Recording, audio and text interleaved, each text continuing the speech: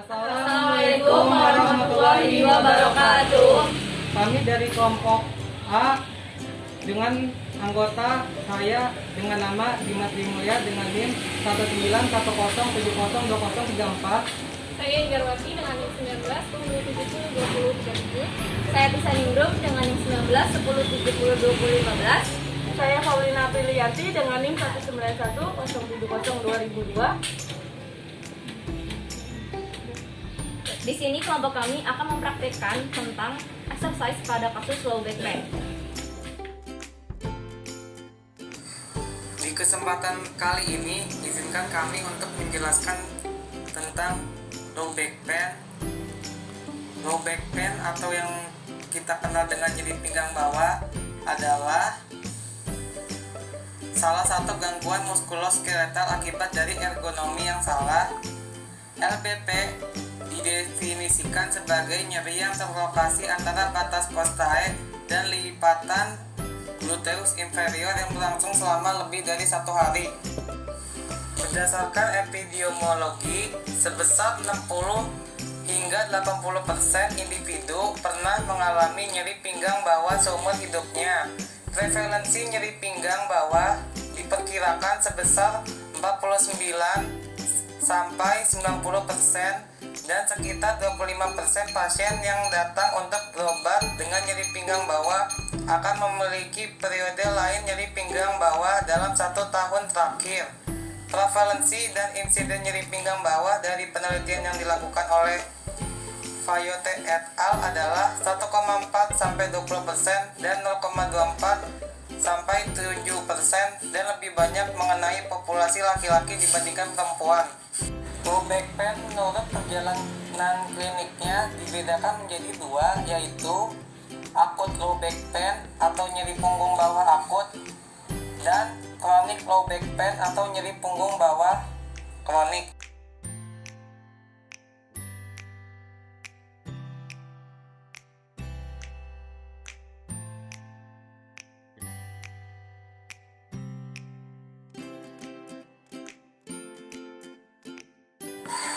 Apa perbedaan mendasar antara nyeri punggung bawah kronik dan nyeri punggung bawah akut? Yang pertama adalah jika nyeri punggung bawah akut, rasa nyeri yang timbul menyerang secara tiba-tiba dan rentang waktunya bisa kurang dari 6 minggu atau hanya beberapa minggu saja. Sedangkan jika nyeri punggung bawah kronik, rasa nyeri yang menyerang bisa lebih dari 3 bulan dan rasa nyeri yang berulang-ulang atau kambuh kembali.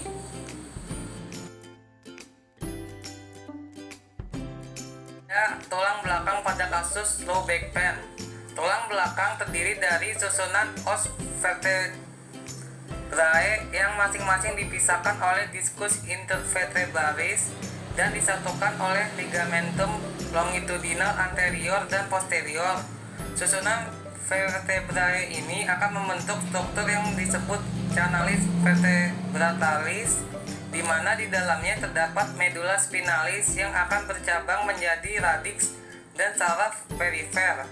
Radikulopati merupakan penyebab umum nyeri lengan, leher, pinggang bawah, pantat, dan kaki. Terdapat struktur yang peka terhadap rangsangan nyeri, yaitu peristeum, dura, sendi facet, annulus fibrosus, vena dan arteri epidural, serta ligamentum longitudinalis.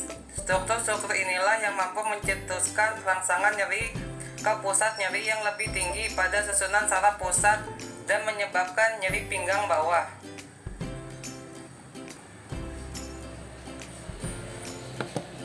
Seiring dengan berjalannya waktu, tinggi diskus akan berkurang dan akses biomekanik akan bergeser menuju persendian bagian posterior facet. Pertumbuhan tulang mengkompresi peningkatan stres biomekanik ini untuk menstabilkan sendi vertebrae. Lama-kelamaan akan terjadi hipertrofi facet dan overgrowth dari implant vertebrae yang berkontribusi terhadap penyempitan foramina intervertebralis dan canalis centralis, dan hal ini dapat menyebabkan low back pain.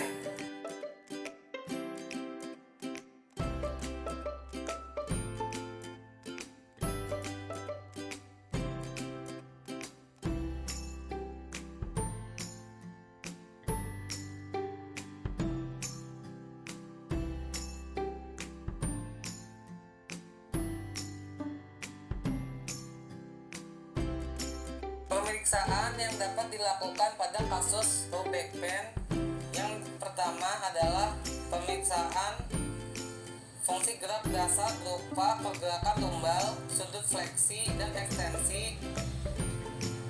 Lalu kemudian pemeriksaan dermatom, yaitu refleks tendon dalam patella, Achilles, dan klonus kaki.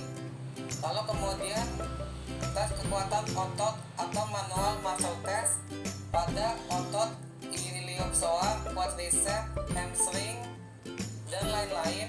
Lalu ada pemeriksaan tes khususnya yaitu SLR atau straight leg rising test dan tes gelagat.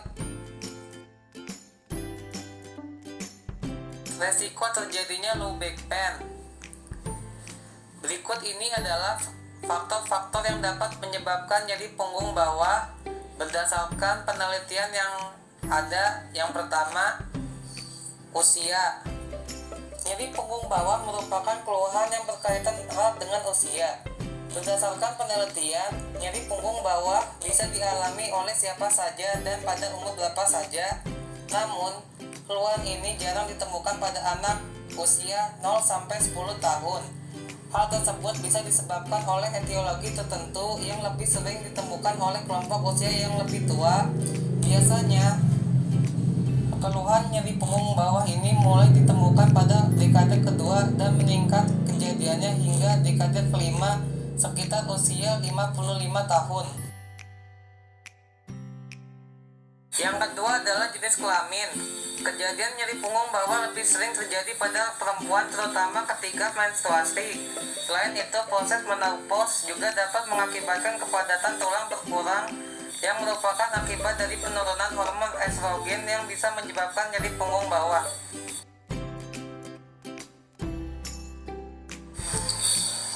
Indeks massa tubuh. Hasil penelitian yang dilakukan oleh Purnamasari menyatakan bahwa seseorang yang overweight lebih berisiko 5 kali lipat menderita low back pain dibandingkan dengan orang yang memiliki berat badan ideal. Ketika berat badan bertambah, tulang belakang akan tertekan menerima beban yang membebani sehingga memudahkan terjadinya kerusakan dan bahaya pada struktur tulang belakang. Salah satu daerah pada tulang belakang yang paling beresiko akibat dari efek obesitas adalah vertebrae lumbal. Ini adalah kurangnya aktivitas berupa berolahraga. Hasil penelitian yang dilakukan oleh Ernawati menunjukkan bahwa dari 29 responden dengan memiliki kebiasaan olahraga yang kurang memiliki tingkat nyeri punggung bawah berat sebanyak 16 responden dan yang memiliki nyeri punggung bawah sedang sebanyak 7 responden. Kurangnya olahraga bisa membuat suplai oksigen ke dalam tubuh menjadi semakin sedikit dan otot jantung tidak terlatih dengan baik saat memompa sehingga menyebabkan penyakit seperti keluhan otot dan hipertensi. Yang pertama adalah elevated exercise. Ini berbaring, kemudian kakinya ditekuk.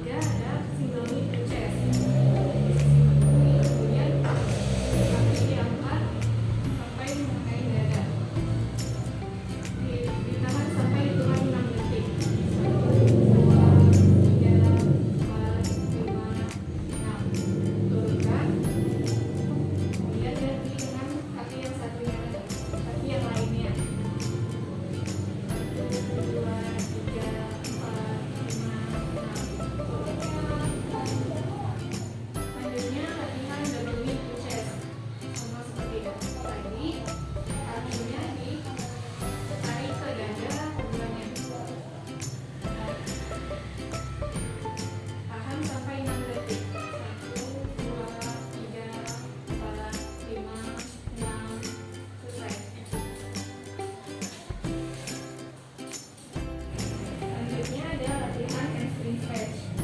Pasien duduk dengan kaki lurus, kemudian minta untuk meraih kakinya.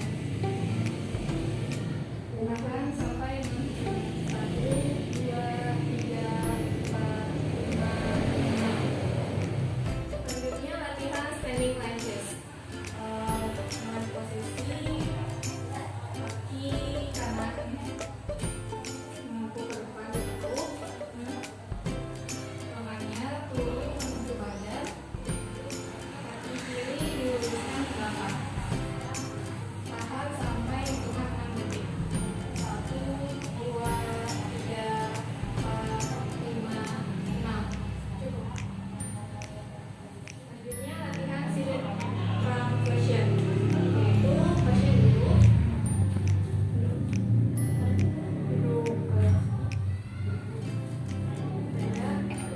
tangannya ditaruh di belakang kepala, kemudian hubungan badannya ke depan.